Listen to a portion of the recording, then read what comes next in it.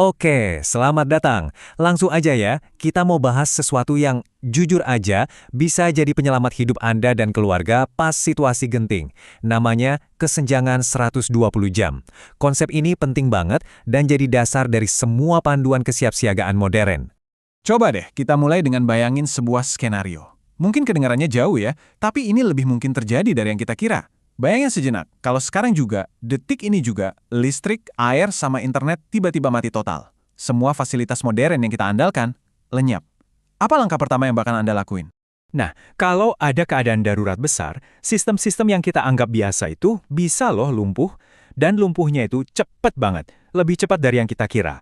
Lihat aja timeline ini, cuma dalam 24 jam, dunia kita bisa berubah drastis.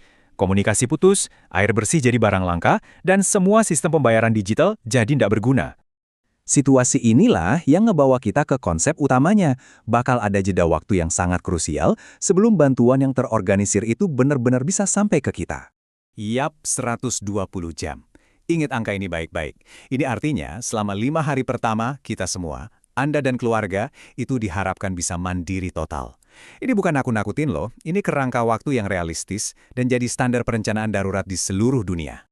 Pasti ada yang nanya, kok lama banget sih 5 hari? Jawabannya sebenarnya simple. Pas ada krisis besar, petugas darurat, pemadam kebakaran, ambulans, polisi, itu bakal super sibuk. Mereka harus milih mana dulu yang paling genting, yang nyawanya paling terancam. Artinya, bantuan nggak mungkin datang ke semua orang di waktu yang sama. Dan keadaan darurat ini artinya luas banget ya. Bisa karena masalah teknologi, kayak listrik mati total sepulau Jawa, atau serangan siber.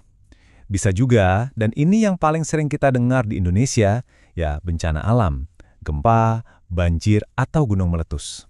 Jadi, penting banget nih buat dicatat, siap siaga itu bukan soal panik, bukan soal nimbun barang sampai penuh gudang. Sama sekali bukan. Ini soal gimana kita memberdayakan diri sendiri, keluarga, bahkan tetangga kita, biar kita semua mampu bertahan dan saling bantu pas sistem yang kita andalkan itu lagi nggak berfungsi.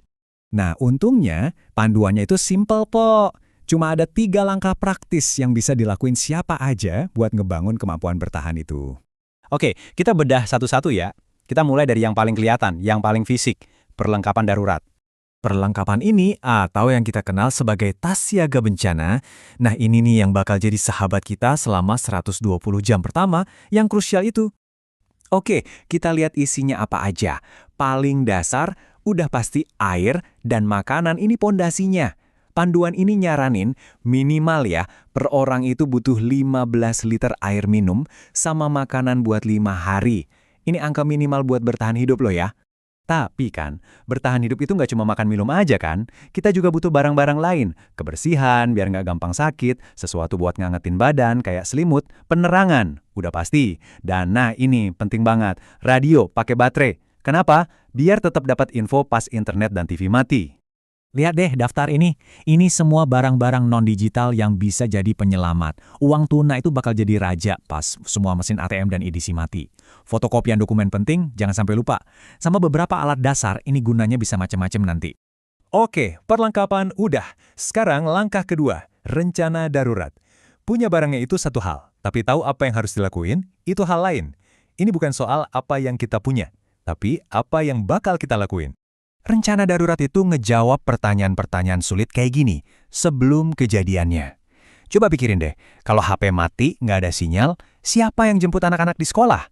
Nah, hal kayak gini nih yang harus disepakatin dari sekarang, pas kepala masih dingin. Jadi duduk bareng keluarga, diskusikan gimana cara kita ngabarin satu sama lain. Kalau nggak bisa pulang ke rumah, kita ketemuan di mana? Ada nggak anggota keluarga yang butuh bantuan ekstra, misalnya orang tua atau yang punya keterbatasan? Dan gimana kita bisa dapat info yang benar, bukan hoaks? Bikin alur yang jelas biar semua orang tahu harus ngapain. Dan ini super penting. Rencananya itu jangan cuma disimpan di HP atau laptop. Tulis atau print. Simpan salinan fisiknya di tas siaga bencana. Kenapa?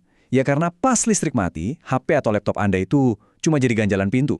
Oke, langkah terakhir. Dan ini mungkin yang paling penting dari semuanya. Ingat, kita ini nggak sendirian.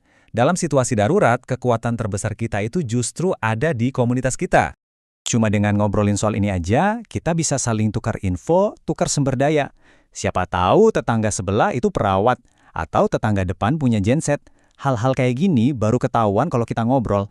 Dan jangan salah loh, Anda mungkin kaget. Ternyata banyak tetangga yang udah mikirin hal ini juga. Coba aja pancing obrolan, nggak usah yang berat-berat. Tanya aja pendapat mereka soal mati lampu kemarin.